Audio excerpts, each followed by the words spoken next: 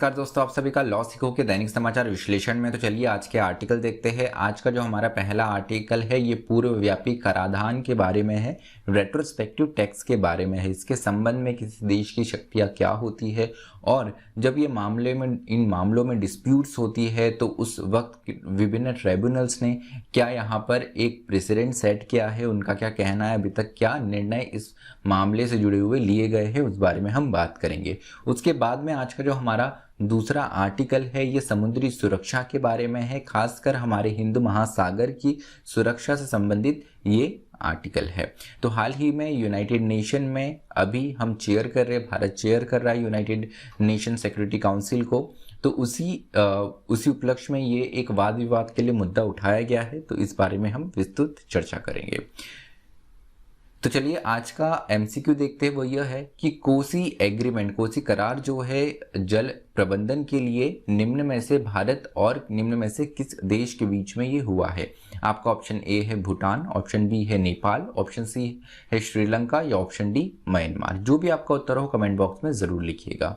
अगला जो हमारा प्रश्न है ये है पॉलिसी सागर के बारे में, security and growth for all in the region. Sagar, इस नीति के बारे में आपको, इस भारतीय नीति के बारे में आपको चर्चा करनी है। साथ ही साथ इंडियन ओशियन रीजन IOR का क्या महत्व है भारतीय सुरक्षा के लिए, वो आपको बताना है 250 शब्दों में। तो आप आपका उत्तर कमेंट बॉक्स में लिख सकते हैं। तो चलिए पहला आर्टिकल जो है sovereign right to tax is not absolute, मतलब यहाँ पर जो कराधान की शक्ति होती है, जो कर लगाने की शक्ति होती है किसी देश की, ये पूर्ण रूप से एब्सोल्यूट नहीं होती है। इसमें हम एक निरंकुश इसको शक्ति नहीं मान सकते हैं। तो हाल ही में taxation law amendment bill Lok Sabha में इंट्रोड्यूस किया गया, जिससे 2012 का जो अमेंडमेंट है, जो 2012 में संशोधन किया था इनकम टैक्स एक्ट में, एक रेट्रोस्पेक्टिव यहाँ पे पूर्वव्यापी कराधान का एक जो अरेंजमेंट 2012 से शुरू किया गया था, इस पर एक ये कदम वापस लिया गया है। इसे नलीफाई करने के लिए ये अमेंडमेंट बिल लाया गया है। उसी के साथ में Vodafone versus union of India भी जो केस में सुप्रीम कोर्ट के द्वारा डिसीजन लिया गया था, ये उसे भी पलट देगा। उसके बाद में हम जान लेते कि सबसे पहले किसी संप्रभु देश की शक्ति क्या होती है कर लगाने की। तो बहुत से ISDS ये होते हैं इन्वेस्टर स्टेट डिस्प्यूट सेटलमेंट। इन ट्रिब्यूनल्स के द्वारा कई फैसले सुनाए गए हैं इस संबंध में, टैक्सेशन से संबंध में, तो वही देख लेते हैं। तो आइसर वर्सेस स्पेन का जो केस था, इसमें बताया गया है power to tax is a core sovereign power of the state that should not be questioned lightly, कि जो कर लगाने की शक्ति होती है किसी भी संप्रभु राष्ट्र की, ये किसी भी देश की ये संप्रभु शक्ति होती है, तो इसे आप सवाल एकदम लाइटली नहीं कर सकते। इसको अगर आप सवाल करना चाहते हैं तो उसके पीछे कोई रीजनेबल ग्राउंड होना चाहिए। उसके अलावा एल पैसो वर्सेस अर्जेंटीना, इस केस में बताया गया है कि tax policy of country is a matter relating to sovereign power of the state, कि टैक्स के संबंधित जो भी शक्तियां होती है ये किसी भी राष्ट्र की एक संप्रभु शक्ति है। उसके अलावा रेंटा 4 वर्सेस रशिया, इस केस में बताया गया है to examine the taxation measure of BIT breaches, starting point should be that taxation measure are bona fide exercise of states public power, कि यहाँ पे जब भी बाइलेटरल इन्वेस्टमेंट ट्रीटी होती है और यहाँ पर टैक्सेशन लगाया जाता है, तो इस संबंध में ये ध्यान रखने की आवश्यकता है कि ये एक एक्सरसाइज होती है, स्टेट की एक पावर होती है, एक पब्लिक पावर होती है, उसी संदर्भ में टैक्सेशन लगाया जाता है। लेकिन यहाँ पर इसका ये मतलब नहीं हुआ कि ये निरंकुश शक्ति होती है एक संप्रभु राष्ट्र की। यहाँ पर इसे हम एब्सोल्यूट पावर नहीं मान सकते हैं। जब भी हम बात करते हैं इसे exploration and fair equitable treatment की, कि यहाँ पर सबके साथ में समान रूप से व्यवहार होना चाहिए।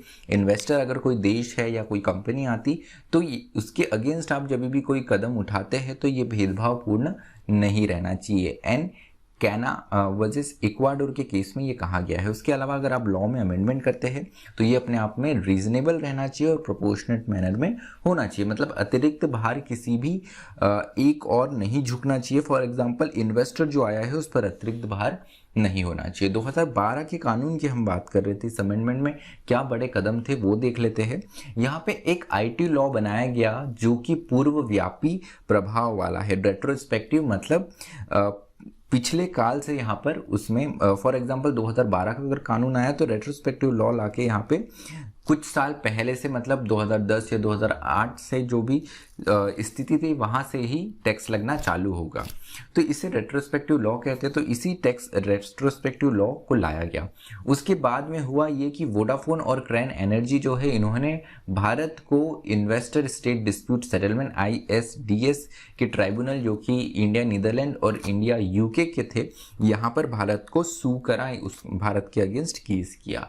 तो दोनों ही ट्राइब्यूनल ने इस रेट्रोस्पेक्टिव अमेंडमेंट को गलत माना और कहा कि बिल्कुल फेयर नहीं है और इसे इक्विटेबल ट्रीटमेंट, एक समान ट्रीटमेंट इसे नहीं माना जाएगा जो भी हमारे बायलैटरल इन्वेस्टमेंट ट्रीटी है उसके अकॉर्डिंग। तो यहाँ पर एक महत्वपूर्ण बात यह है कि भारत के पास में India should exercise right to regulate, कि भारत ने यहाँ पे नियंत्रण का जो उनका अधिकार है इसे इस्तेमाल तो करना चाहिए, लेकिन ज़रूरी है कि जो अंतर्राष्ट्रीय कानून है उनके दायरों में ही यहाँ पर कदम उठाने की आवश्यकता है। तो 2007 से यहाँ पर ये पूरी टैक्स बैटल चली आ रही थी। उसके बाद में 2020 में वोडाफोन ने आर्बिट्रेशन केस जीत लिया फाइनली इंटरनेशनल ट्राइब्यूनल में, और उसके बाद में 2021 में ये एक लॉ लाया गया है जो कि 2012 के रेट्रोस्पेक्टिव कानून को नलीफाई कर देता है। तो चलिए दूसरे आर्टिकल के बारे में बात करते हैं जो कि हमारे भारतीय हिंद महासागर के बारे में है। तो हाल ही में UNSC को चेयर कर रहे हैं PM मोदी। भारत के पास में इसकी चेयर आई है, रोटेशन बेसिस पर चेयर होती है, तो अभी फॉर टेम्पररी बेसिस ये चेयर हमारे भारत के पास में आई है। तो भारत ने यहाँ पर डिसाइड किया है कि हम यहाँ पे समुद्री सुरक्षा का मुद्दा उठाएंगे और इस पर एक गहन चर्चा यहाँ पर होंगी। अब समुद्री सुरक्षा की बात अगर हम कर रहे हैं तो ये जो प्राकृतिक रूप से और उसी के साथ में जो मानव निर्मित खतरे होते हैं उनके बारे में यहाँ पे डिस्कशन होगा। सबसे महत्वपूर्ण बात यह है कि भारत के लिए ये विषय बहुत ज़्यादा महत्वपूर्ण है। यहाँ पर नेचुरल इंटरेस्ट वाला मामला है क्योंकि हमारी 7,500 किलोमीटर लंबी समुद्री तट है, कोस्ट लाइन है। अगर हम भारत का मानचित्र देखते हैं तो भारत का एक बहुत बड़ा हिस्सा समुद्र से लगता है। उसी के साथ में अगर हम देखें तो इंडियन ओशियन रीजन की बात करें तो ये वर्ल्ड का 75% मैरीटाइम ट्रेड जो होता है, जितना भी समुद्री व्यापार होता है उसका 75% जो है वो भारतीय महासागर, हिंद महासागर से ही होता है। उसके अलावा 50% of daily global oil consumption, जो ऑयल कंजम्पशन है पूरी दुनिया का, वो भी 50% यही खपत होता है। तो अगर हम देखें तो कुछ महत्वपूर्ण इंसिडेंट्स है, कुछ इवेंट्स है। 2005 में सुनामी के बाद में Indian ocean tsunami warning and mitigation system United Nations के द्वारा लगाया गया 2004 की सुनामी के बाद में। उसके अलावा 2007 में increase threat from piracy originating off the coast of Somalia. The Indian Navy participated in UNSC mandate 60 country contact group on piracy. तो 2007 में भी यूनाइटेड नेशन के द्वारा, जो यूनाइटेड नेशन सिक्योरिटी काउंसिल के द्वारा एक ग्रुप बनाया गया जो कि पायरेसी को कंट्रोल करने के लिए, जो कि खासतौर पे सोमालिया के तट से होता है, उसे कंट्रोल करने के लिए ग्रुप बनाया गया जिसमें भारतीय नेवी ने काफ़ी बड़ा अपना योगदान दिया। तो यहाँ पर अगर हम देखें तो ये डिसीजन कितना हेल्पफुल होगा भारत में। अगर हम अंतर्राष्ट्रीय स्तर पर अगर हम देखें तो अंतर्राष्ट्रीय स्तर पर united nation convention on law of seas UNCLOS 1982 है, जो कि समुद्र में जितनी भी गतिविधियां होती है, चैलेंजेस होते हैं, जो समुद्र में किस तरीके से गतिविधियां होंगी उसके लिए ये लॉ बनाया गया, ये कन्वेंशन बनाई गई है, जिसमें नॉन स्टेट, इसके साथ में नॉन स्टेट एक्टर जैसे terrorist, pirates, criminal gangs, drug trafficking, इन सारी चीज़ों के लिए प्रावधान डिसाइडेड है। तो यहाँ पर महत्वपूर्ण ये होगा कि UNCLOS बना हुआ तो है, कानून सिस्टम एक बना हुआ तो है, लेकिन वो इफेक्टिव वे में नहीं दिखता है। तो इस पर UNCLOS पर एक वापस डिबेट शुरू होगा और जहाँ पर लैकुनास रह रहे हैं वो यहाँ पर हाईलाइट होकर इसमें कोई ना कोई कदम उठने की उम्मीद है। उसके अलावा प्राइवेट सेक्टर जो है इनका भी यहाँ पर दिलचस्पी बढ़ सकती है, क्योंकि अगर यहाँ पर सुरक्षा आती है तो प्राइवेट सेक्टर भी यहाँ पर इन्वेस्ट करने के लिए दिलचस्पी दिखाएगा और उनका रोल बढ़ेगा। तो मैरीटाइम डोमेन अपने आप में काफ़ी यहाँ पर डेवलप हो सकता है, विकसित हो सकता है। जैसे अगर हम शिपिंग की बात करें, शिपिंग बढ़ सकती है, सस्टेनेबल डेवलपमेंट, ब्लू इकोनॉमी को अपने आप में काफ़ी ज़्यादा बूस्ट मिल सकता है। उसके अलावा सबमरीन फाइबर ऑप्टिकल केबल्स जो है, इनका प्रोजेक्ट काफ़ी लंबे समय से अलग अलग देशों में ये यहाँ लंबित है, वो भी वापस शुरू हो सकता है। जैसे हमने हमारे देश में अगर हम बात करें तो अंडमान को हमने चेन्नई को ऑप्टिकल फाइबर से जोड़ा हुआ है। ऐसी कई गतिविधियां हैं जो अलग अलग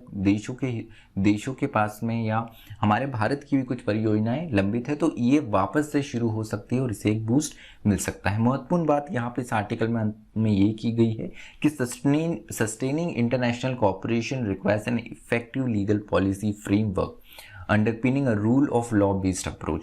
तो यून क्लॉज की जो हमने बात करी कि हमारे पास में एक लीगल पॉलिसी ऑलरेडी है, लेकिन कई जगह पर ये अभी भी इतने अच्छे रूप से इम्प्लीमेंटेड नहीं है और कुछ एरियाज ऐसे भी है जहां पर और न्यू लीगल पॉलिसी या फ्रेमवर्क लाने की आवश्यकता है।